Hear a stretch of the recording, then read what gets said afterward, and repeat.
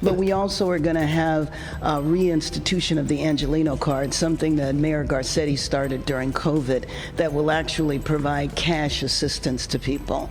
Because, you have people who don't want to leave their homes, who are not going to work, and they are in need of cash. It's a couple $100s, I don't know the exact amount, and this should be available in about a week.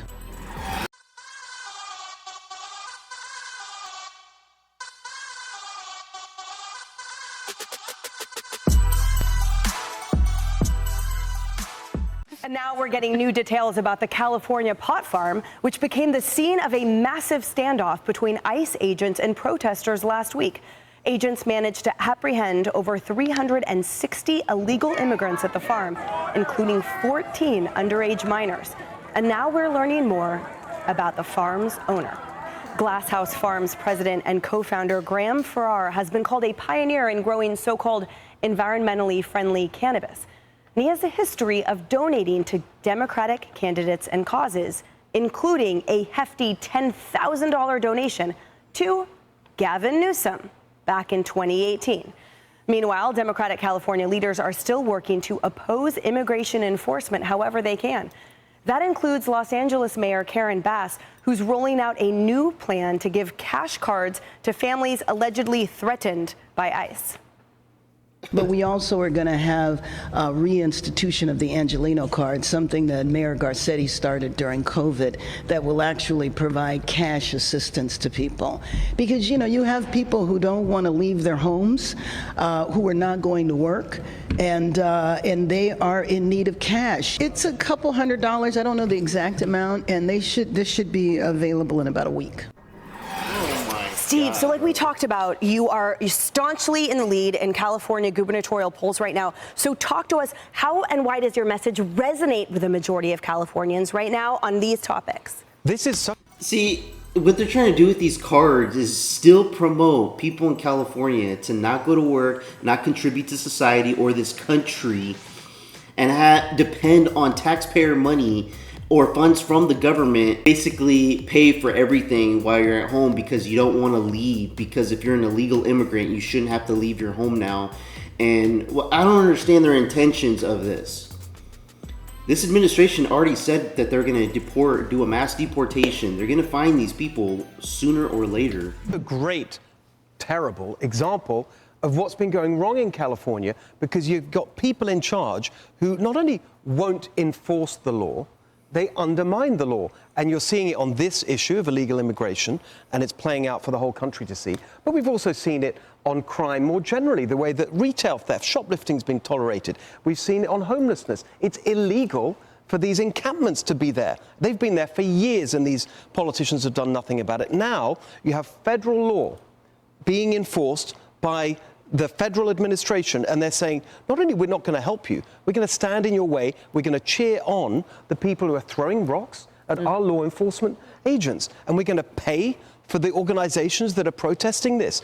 And all of it could be avoided if they would just work with ICE to get these dangerous criminals out of our country. And it's not just federal law that they're breaking when they don't do that, even state law, even the California sanctuary state law has a provision in it that allows for discretion for local law enforcement to work with ICE when you're talking about people who within the last 15 years have been convicted of a long list of crimes. This lawlessness has to stop, and that's what I will do as governor. Quick follow-up for you, Steve, because the current governor, Gavin Newsom, who has enjoyed donations by that pot farm owner before he came out lambasting federal involvement there, his prior comments were sort of clearly moderate. It was, don't come illegally, and we're going to deport you, and I'm all for legal migration, etc. But now it seems that he's gone extremely radical, certainly on recent podcasts. It's a stark contrast. He's clearly running for the national stage. Talk to us about what that impact is on current Californians who need a governor now. Well, it seems that he's really not interested in doing his job as governor of California, because what's he doing? He's going on all these podcasts. He's in South Carolina last week. He's trolling President Trump on social media. I mean, these are the things that actually are far removed from the policy challenges we have in California. We've got the highest rate of poverty in the country. We pay the highest taxes, the highest costs for gas, electricity, water. We had the highest unemployment rate in the whole whole country for most of last year. Where is the response to any of that? It's non-existent. That's the kind of serious change that we need to see. But instead, you've got Karen Bass just worrying about her own re-election next year for mayor of Los Angeles after the disaster of the wildfires. Gavin Newsom clearly focused on running for president. We need someone who's going to deal with our problems in California. So I'm looking at what you gave me, the California Governor statewide polls, sample size 2012 registered voters. This is a big poll. Steve Hilton leading by 19% over Katie Porter. It's tight with her until you factor in those people who can't quite make up their minds, those undecided. You say there's about 30% of the electorate out there that hasn't made up their minds. Then the gap between you and Katie Porter gets greater. You factor in Kamala Harris, Katie Porter falls to third place, and you and Kamala are battling it out. So talk to me. I don't know that those candidates that I'm looking at here are attacking any of the things that we're reporting on. No. I mean, everything that Emily just set up, I don't see it coming from them. No, and the interesting thing is that we've had 15 years now of one-party rule in California, and the results are there. It's the worst results on everything that matters, the highest housing costs. I could go on all hour about everything that's gone wrong, but of course what people want is someone to put things right, a positive change, and I think that's what people are responding to, and what's encouraging. Look, it's very early. You know, the election is next June. We've barely begun campaigning, but what's really clear is that I'm there as the leading challenger, which whatever the scenario is, whether it's Kamala Harris or Katie Porter, any of these people, I'm the leading challenger to this 15 years of one-party rule. By the way, it'll be a big thing for the country if we can save California. We're the fourth biggest economy in the world. Imagine how far we could power again with real positive leadership. And listen, I had somebody put a comment in my last video. A true election would have a way different outcome. And I totally agree with that. If Kamala Harris would have won the election, we would be having a civil war. This country would cease to exist, in my opinion. Everything would have been downhill. The markets would have crashed. There would have been chaos on the streets. People would literally be fighting each other. I am glad that we didn't take that route with drunk Kamala as being the president of this country. And look where we're at now. We have an administration that came in and said, hey, our intentions are to clean up this country, get rid of all the crime that's coming in from these other countries.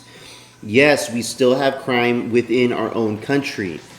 How can we tackle both problems at the same time? This is the thought process of all political people, all people that were in political positions in the past. Let's tackle all these different problems at once and, we'll take care of it. And nothing gets taken care of. When you're dealing with 500 million things trying to take care of, all of a sudden, those problems become worse. So you got to tackle one thing at a time, one thing at a time, one thing at a time. And then you start slowly seeing progression. And that's why the administration said, we're going to do the mass deportation first. We're going to tackle this issue first. And along the way, we're trying to still get the JFK, MLK, and the Epstein files and everything that the Trump administration promised the American people that he would disclose during his presidency. But we also need to get California put back in check. We need a strong leader in that state to actually take care of all Californians. Let me know what you guys think about this in the comments below. Like and subscribe. I would appreciate it. Till next time, peace out, everybody.